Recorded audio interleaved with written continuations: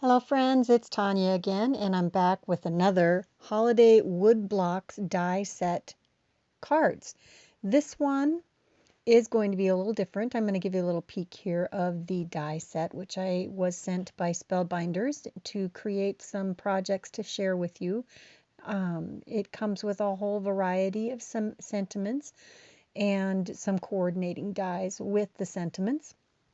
We're going to start this card using the Hollyberry Turnabout again from Concord and 9th. And the last card I made with this, I used just the berries. And this time I'm going to use the greenery. You can use those together, but you can also use them separately.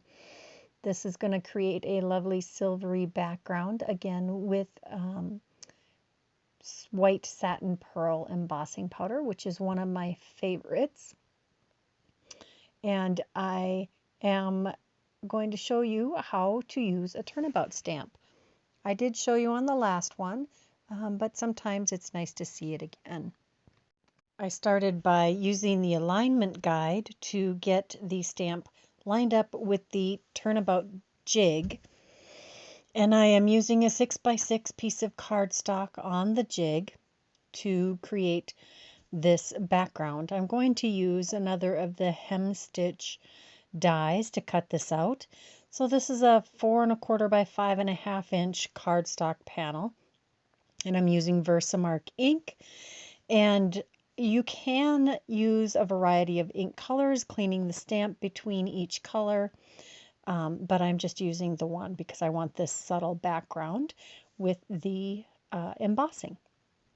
I did use a powder tool anti-static powder tool to treat this paper before I started stamping, and I am sprinkling on some Hero Arts white satin pearl embossing powder onto a coffee filter, which does not get staticky, and so it makes it very easy to pour it back into the jar. If you have limited space for your crafting supplies, like most people do, keeping them in the jar is the most efficient way to store them. I know if you have more space or you don't have a ton of supplies, so you don't need more space yet, then storing them in like a sandwich container, leftover container, does eliminate the need to pour things back into the jar because you can just sprinkle it back into the sandwich container. Here you are seeing the magic of embossing. If you are new to stamping, this is an amazingly magical moment. This is what turned me on to stamping in the very beginning, watching heat embossing. Almost 20 years later, and I am still impressed with heat embossing. Moving on to the green panel that I've created, I'm using cracked pistachio, iced spruce, and evergreen bough distress oxide inks, and I'm blending them on with a blender brush. They seem like an odd combination, but it does turn into a beautiful blend. The iced spruce looks like such a gray color, but when you blend them between the cracked pistachio and the evergreen bough, it just transforms it.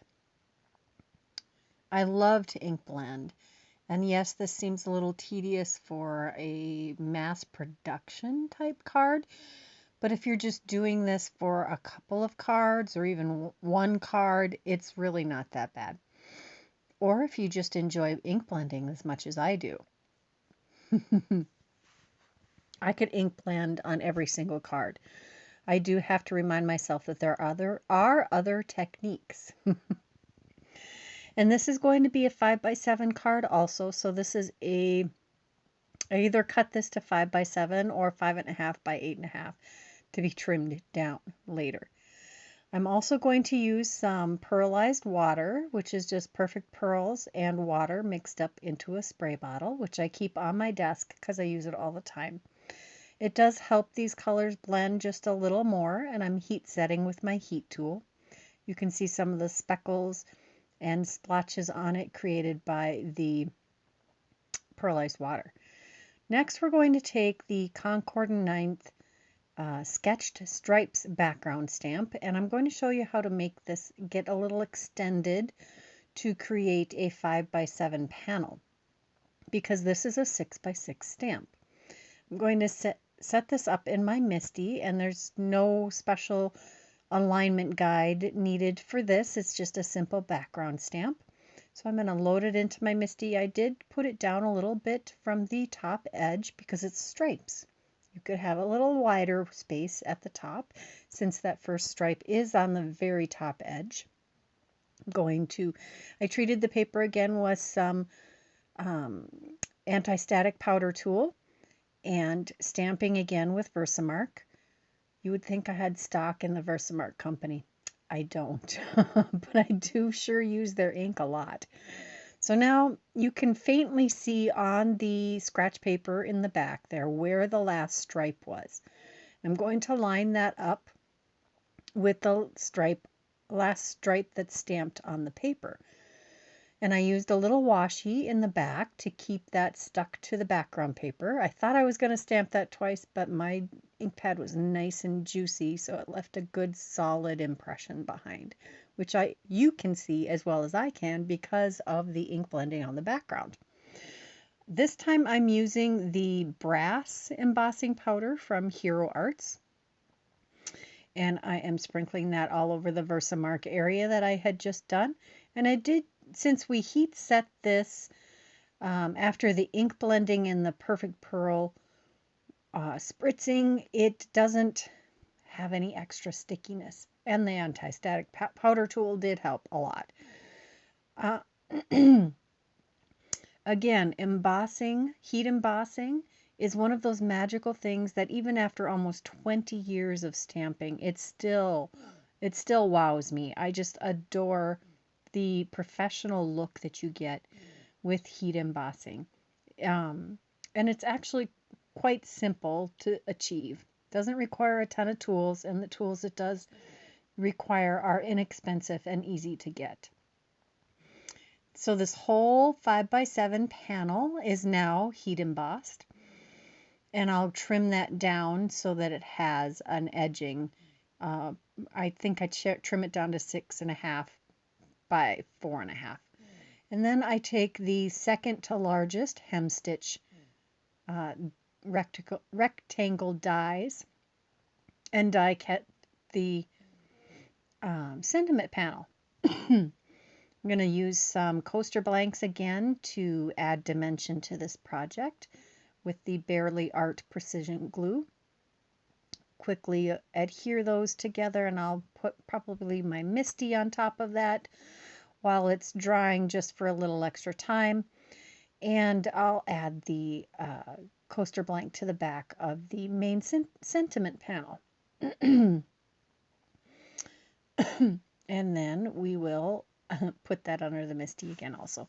So we're going to move on to the main sentiment, which is from the Holiday Wood Blocks die set. And I have cut that out with a green paper, a coaster blank, and with some gold metallic paper. I think the metallic paper is actually from a Spellbinders card kit of the month, which has the foiling on both sides of the paper. It's gorgeous. So I'm just going to quickly trim off the holly from the Ho Ho Ho, which is pretty easy. I am surprised at how easy that trims off. And then I'll glue that on top of the green part. So no coloring required. And you have the shiny and the matte combination, and we'll glue the rest of this card together. No other pieces required. More of the Barely Art Precision Glue, and we'll just quickly assemble that whole thing. I have so many ideas with this Holiday Wood Blocks stamp set, or excuse me, die set. It is so versatile. There is a holly, not holly. Well, there's holly berries on this one, but there's poinsettias. There's the 3 different large wood block sentiments, and then the 'Tis the Season. And I haven't even used the 'Tis the Season yet. I can see this accenting some beautiful stamps. I can see this used like a letterpress. So you create a, oh, hey, I forgot. I put this extra sentiment on. This is again from the Shimmering Christmas hot foil plate set from last year, which I guess is still available. I do have that linked also in the description box below this video. So be sure to check all that out. And the Holiday Wood Blocks die set is from the August 2020 Christmas Cascade release. And there are 4 die sets in that release that are gorgeous. You should go check them all out. I'm just using a little bit of coaster blank to add that sentiment with a little, to pop it up a little bit. And we're using some red berries, Nouveau crystal drops to add the berries to the holly without sticking our hands into it. I make sure to do this as the last thing on my cards. Otherwise, you will run the risk of smearing your Nouveau drops before they've had a chance to dry. And they do need at least 24 hours to be allowed to dry before you try to mail them. I did not put anything on the inside of this card yet. I hope you enjoyed this card, and I hope that you'll come back again soon. I have one more card in this series, and that will be publishing in the next few days. Be sure you subscribe to my channel, and for everyone that uses my affiliate links, I am so thankful for that. Please stop by again soon. Stay happy, healthy, and safe. Bye-bye.